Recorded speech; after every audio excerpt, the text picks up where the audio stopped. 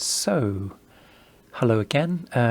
Literally 5 seconds after I finish hard, I'm now doing the medium Sudoku, medium New York Times Sudoku on the 7th August 2020. It's a Friday, it's after work. Other people are going up, well, I say people are going out partying. We've still got a pandemic going on, so I don't think some people are partying, but I'm not. Anyway, this is what I'm doing on my Friday evening before I don't have to make dinner tonight because I made enough pasta bake for tonight, so I get plenty of time to do recording, video editing, and anything else on a Friday night at home. But anyway, let's start with doing some pencil marking. Again, I'm sticking to the Snyder notation solved with medium difficulties on New York Times. Sometimes they do get quite hard. I actually find medium puzzles harder than hard on some days. And just for anyone new to my videos, Snyder notation, just I think the principle is you put in 2 pencil markings where possible within a box of 9. If you see more candidates for a number, like if I'm looking for ones at the moment, the 1 can literally go in all 5 of these or 6 of these cells. So I'm going to leave other pencil marking for now. Similarly, I've got 3 possible candidates for the 1 here, but I'm going to leave them out. I'm just focusing on pairs. So if I've got a pair, I'm going to pencil mark in. And the idea, I think, is you minimize the kind of pencil marking that you do, but also it means it's really helpful when you put in a digit, you eliminate an existing value. If you eliminate a pencil mark of one number, it means the other number within the cell, within the box, has to be correct, basically. So let's move on to 2s because I've exhausted all the 1s now. So 2, 2, 2, 2, and what I tend to do is just look at how the 2s interact, and I just basically visualize a shaded line where the 2 kind of like overlaps, basically, and that should give you some inklings of where the kind of like, I don't want to say blank cells, but basically cells that are outside the boundary of the 2s, where they outside the cells of influence, basically, and those are where the potential candidates can be. Unfortunately, these 2s interacting doesn't actually give us candidates in 2s. Basically, they both give us 4 remaining candidates. So what I would do is, bearing in mind this is one of the boxes of 9 that the 2s interact, and this is the other one. What I would do is go up with my number and see if that actually creates what's called a pointer pair. So imagine if I've got, I don't know, numbers locked in, then that 2 looking up would create a pointer pair, meaning the 2 would be locked between these 2 cells on this column, and then the interaction with that 2 would create another pair of possible candidates for me. But by looking in those directions, I'm not seeing anything. I'm seeing some sort of symmetry going on. It seems to be, yeah, it's in mirror symmetry because I've got these 2. There seems to be like a rotation of symmetry between these 2 squares, but don't seem to see any other symmetries going on, so never mind. So after I've exhausted all possible kind of interactions with different boxes, I'll move on to the next number. So these 3s, this 3 actually quite powerful, blocking out 3 squares, leaving 3, but unfortunately this 3 doesn't interact with any of them, so that was no good for us. I've also got another 3 down here, so I'll be looking at these 2 3s and see a pair of 3s down here. These 2 3s leave me a set of 4s, so that's no use. But what about these 2 3s? That locks these 2 cells, this lock these 2 cells, so that still leaves me with 3 possible candidates, so that's no use for me. But by using the logic, you should be able to find a lot of pencil markings. So for instance, these 2 4s creates a pointer pair, which is powerful because as soon as I create a pointer pair, I always look in the direction that they face. So if it's horizontal, I'll look across the board because that basically means the 4s are locked. They cannot be in these cells, and I've got another 4 here locking these 2 cells, creating another pair of 4s basically. And if I look up, these 2 cells are locked, these 2 cells are locked, leaving me a pair of 4s. Anything else? No. I've got 4 possible candidates there, and loads of, but actually I've got another pair here, but they don't interact with anything because I've already got 4s in the boxes that these 2 4s points to. So I think that's all the fours. So let's move on to fives. Five. Okay, five is interesting because so far with all the numbers, we've got multiple digits interacting with each other. Basically, I've got 3, 4, 4 ones. I've got 2 twos, 3 threes, yeah, and 3 fours. But five, I've only got 1 5 basically. So chances are it's not going to do much. But what I would do is I'll keep this 5 in mind. That is a weak number basically. I think on pen and paper you can kind of like jot down on the side of the grid to say, okay, I think 5 is the weak number, and it'll be useful later on. But whilst this 5 doesn't do anything immediate, it's also worth noting that coming across here, it locks these 2 cells, which means within this box of 9, 5 has to be on the middle column. So that creates a pointed triple, and along with this 5, it basically means the 5 is already taken in these 2 rows, rows 7 and 8, which means in the middle box of 9, 5 has to be at the bottom.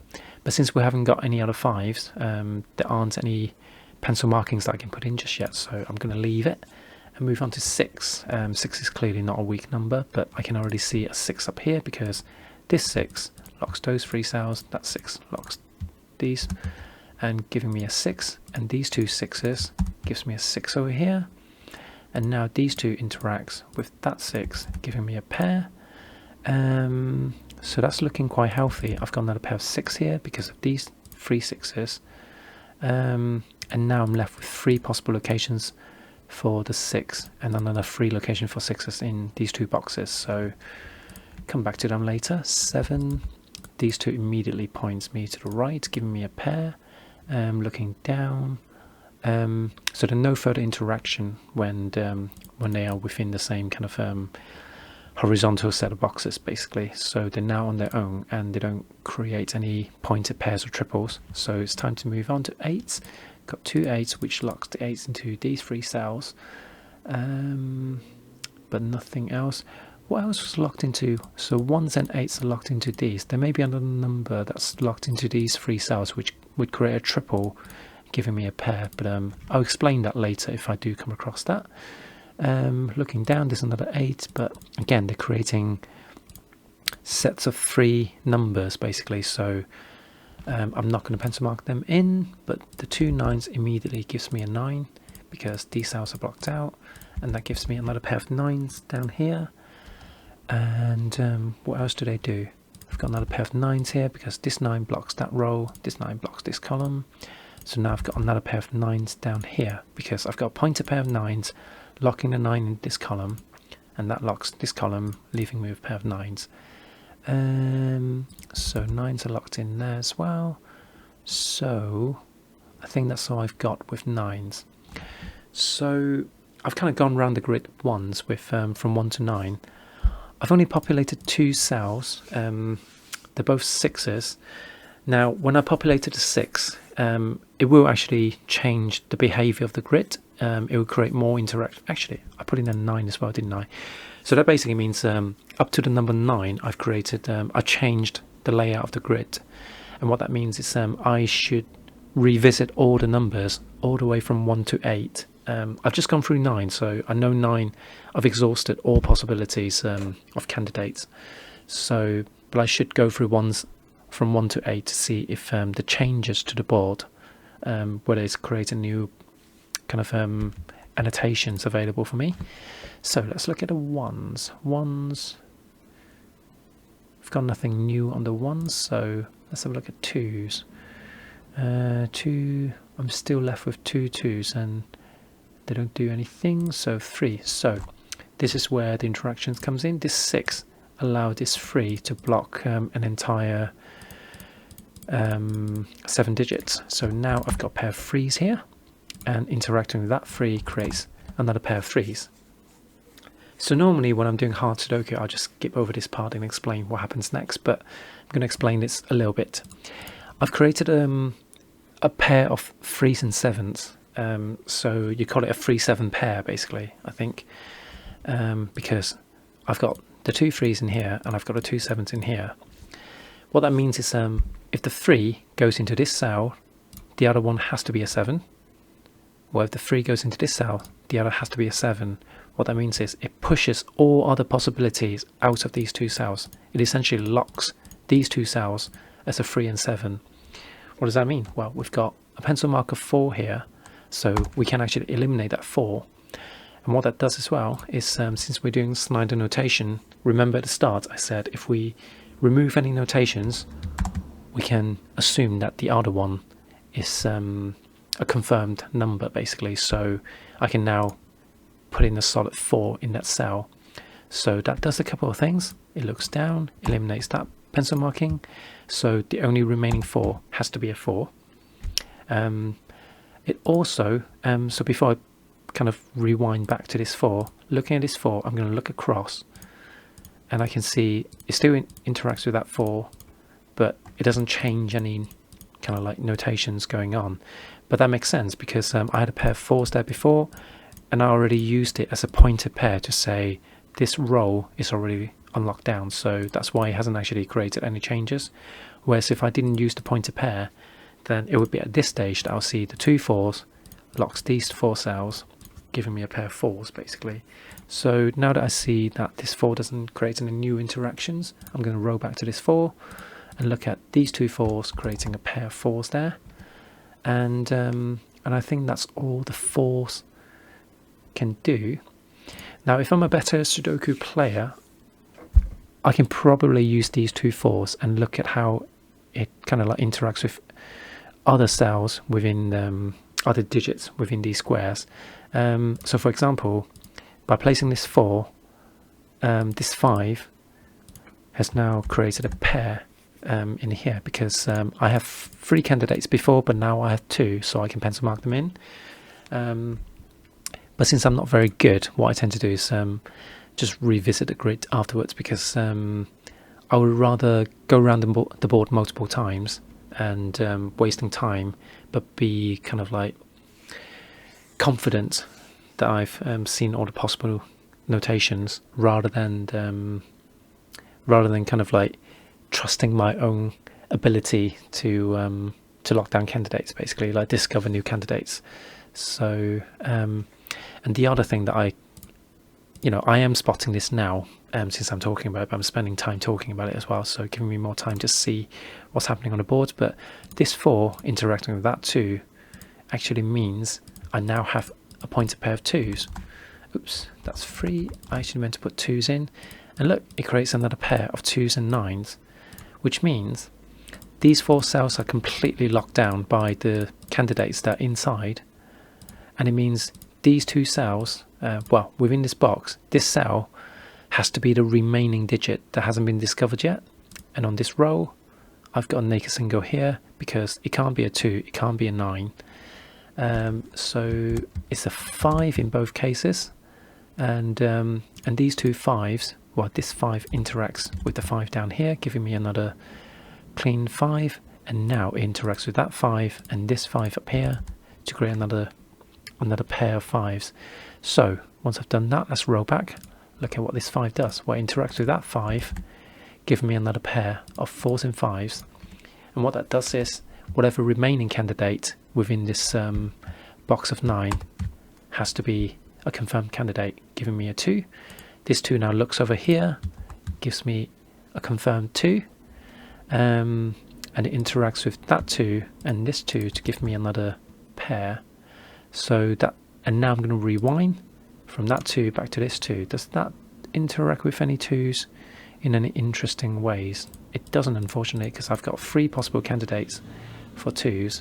Here I've got 4 possible candidates for 2. So where was I before the 2? It was the 5s, wasn't it? So pencil marked in the 5s. So let's see. But yeah, like I said before, I'm not particularly strong at Sudoku, so I'm basically now getting lost in terms of where I was. I've kind of like overwhelmed myself with new information, so I don't know where else to look now for new digits. So that's why I tend to be more systematic in just going around the board from 1 to 9 and seeing if I spot any new candidates, basically, which is what I'm going to do now. So I've just had a quick mental look at twos. Sorry, had a look at ones. I think we just did twos because we looked at all the new twos that we've created. So let's move on to threes. Threes are locked down here, but we haven't got anything else yet on three. So let's move on to fours. 4, 4, 4, 4, 4. I think that's sort of fours. So what about fives? So this 5, I should have spotted this earlier. I shouldn't have pencil marked in that 5 in the first place because it actually interacts with this 5. So that was a 5 and that was a 4. So again, if I was a better Sudoku player, I would have spotted that already. But since I'm not, I make mistakes. I miss obvious things, which I've noticed in the last few videos as well. So please bear with me as I kind of hone in on my observation skills. So anyway, let's look at what these 4 and 5s do. So this 4 empties that candidate. So this is where I think Snyder notation is at its most powerful, because I just eliminated a pencil marking of 4, which means the remaining 4 has to be a confirmed 4 basically, and that 4 happens to be paired with a 9. So when I filled in the 4, I've eliminated 9.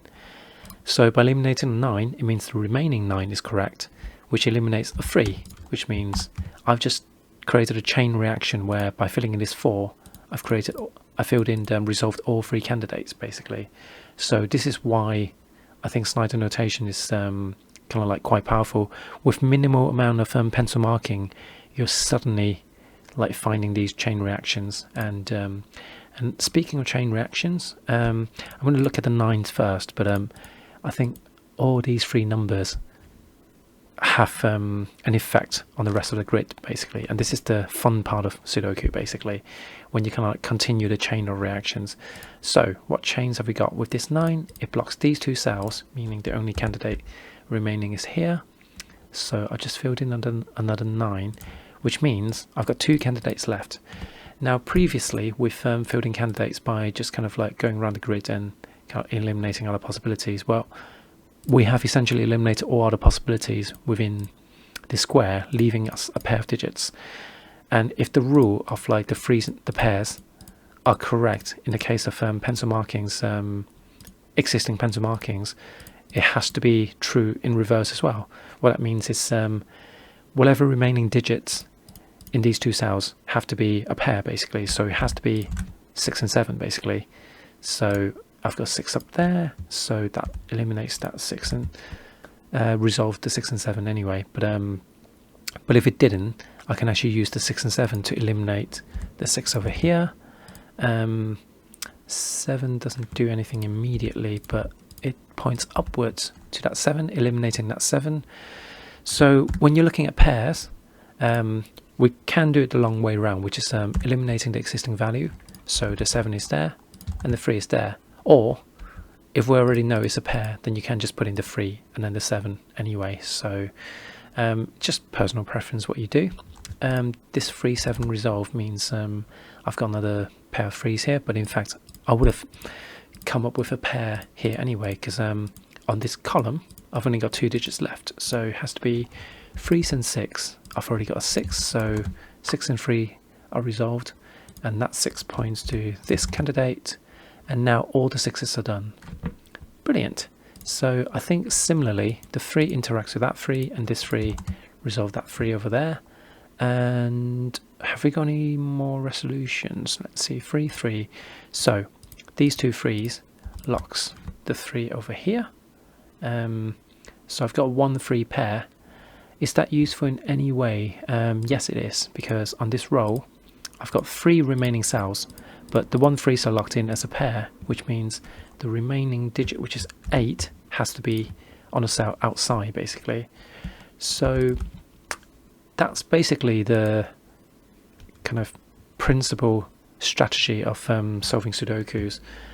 So I'm going to kind of like, rather than explaining every single step, I'm going to start jumping ahead a little bit.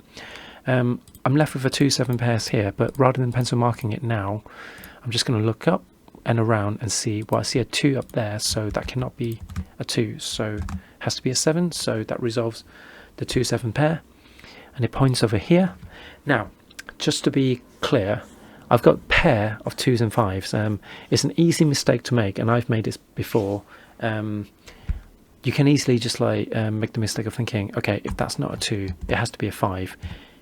That's actually incorrect. That premise is only valid when you've got when your cells actually locks as a pair, basically. So only then do you kind of like assume that the other value is correct. But in this case, the 2s and the 5s actually occupy 3 separate squares. 3 separate cells. So eliminating the 2 doesn't automatically indicate that that's a 5. When you're speed solving, it's an easy mistake to make. I've done that before as well, so just want to flag that up, basically. So I've got a 9 here, but actually I've not eliminated all the pencil markings early on, so this is actually an 8, which pushes the 9 down here, and now I'm left with another pair, and they are 5s and 7s. Well, I've got 7 up here, so that has to be a 5, that has to be a 7, and the 2 7 interacts, giving me another 7, and this 7, and that 7 interacts in such a way that 7 has to be down here, and that gives me another 8. What else can I do? I've got a pair of 8s here. 1, 2, so where should I know? Here we go, that's another cell. That has to be a 1, which means these are 3s and 8s. I haven't got any 8s, so I'm just going to put the pairs in. So where should I look next? I've got a triple here. No, I haven't. That's a lie. Because I've got another cell. I was thinking I've got a triple along the column, but I haven't actually. But I do have 2 pairs here, so let's have a look. This is 1 and 4, so that has to be a 4 because of this 4 over here. I've got another pairs here. This is 2 and something, so I know the 2 has to be in the outer square, and the remaining cell is a 5. So have I got any other 5s on here? I've got 5s over there and over here. So what else can we do?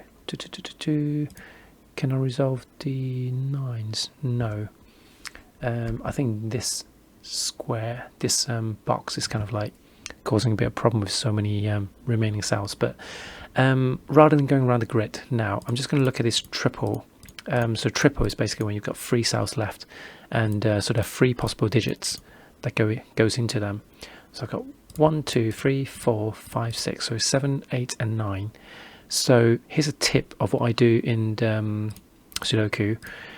What you want to do is basically see if there are any 7 or 8 interacting with these cells, basically. So once you know that it's a 3, 8 and 9, you can look. I mean, I don't know if it's actually a tip, but I basically scan the rows up at the columns, the kind of perpendicular axis.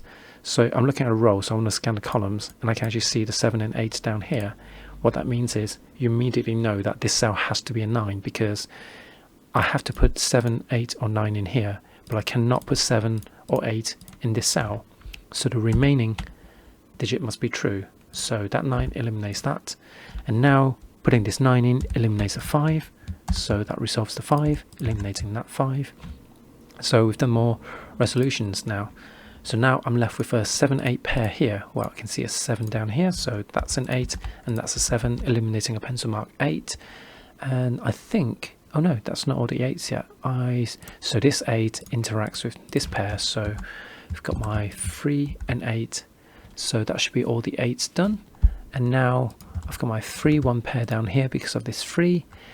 And this cell is now a 1, and that's a 4. What else have I got? This is 2 and what is it? 1 and 2. So I've got 1 up there, so this has to be 1. So this is a 9, and that's a 2. And that's the medium Sudoku with kind of basic techniques. I hope it's been helpful. I do worry that it'll be a bit repetitive when I do medium puzzles. So, but I just want to do a few videos just to kind of like lay the groundwork of how to do it. I might as well jump into easy as well whilst I'm at it, because easy is quite good exercise to help you kind of practice looking at scanning the rows and the columns, basically, because easy, generally speaking, you don't need to do any pencil markings in. So as an example, if I'm looking at ones, well, if I scan across with the 1, these 3 cells are locked, and I immediately scan downwards and I can see the 1 has to go in here, and if I scan further, that 1 locks these 3 cells, so I've got 2 1s here. But what's more interesting is this 1 locks these 2 cells, creating a triple here, pointed triple, so the 1 has to be in one of these 3 squares, so therefore it cannot be in here, so that gives me another 1. And in fact, whilst we're here, we've got the 2 1s interacting with this box, giving me a 1, and that's all the 1's done. So if you kind of like, if you're beginning, starting out with Sudoku, it's worth just practicing these logic. Try not to do any pencil markings. So for example, this 2 locks the 2 over here, so the 2 has to be in these 3 squares. Well, I've got 2 over there, so that has to be a 2. Anything else? So these 2 interacts, giving me a 2 here, and these 2, that 2, actually these 2's interact and puts a 2 down here, which means finally that's my final 2. 3's, so I've got a pair of 3's interacting, locking the 3 in column, in the last column. So I can actually resolve this, because even though I haven't got anything pointing this way, this 3 locks the 3 as a pointer pair there, eliminating that 3, so the 3 has to be down here. So even though I haven't resolved this 3 yet, I know the 3 has to be down here. So 3 is down here because that 3 locks that, and this 3 interacts. And now, finally, I'm actually left in a situation where, oh no, so this 3 now, this is now resolved. So now these 2 3's interact, locking the 3 in this column. So pointing upwards, I've got another 3 here. So this row is taken, so the 3 has to be up here. So now I've got a pair of 3's. So I've got a pair of 3's here and a pair of 3's there, but I can't resolve them just yet. I have to look at the other digits. So why don't we look at 4's now? So this 4, powerful, because it immediately locks a 4 in this cell. And do they interact any further? These 2 4's locks that, and that locks this 4. And these 2 4's locks another 4 down. And now these 4 interacts with that and locks another 4 down. So 4's are all done. So yeah, let's just kind of speed it up a little bit to see if I can resolve any more. So that should be a 5 because I've got pointed triple here. And oh, actually, yeah. And that 5 basically creates a pointed pair of 5's here. So that's how I arrive at a 5 over here, basically. So let's move on to 6's. So that's a 6. That's a 6, that's a 6, 7's, 7, I've got 7's up there. Where am I missing a 7? Here, so that's a 7, that's a 7, and where's the last 7? There's the last 7. So here I've only got 1 digit left, and it has to be a 9.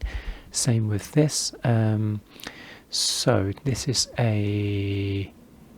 where I'm quite slow. I think it's an 8, isn't it? So let's stick to the 8.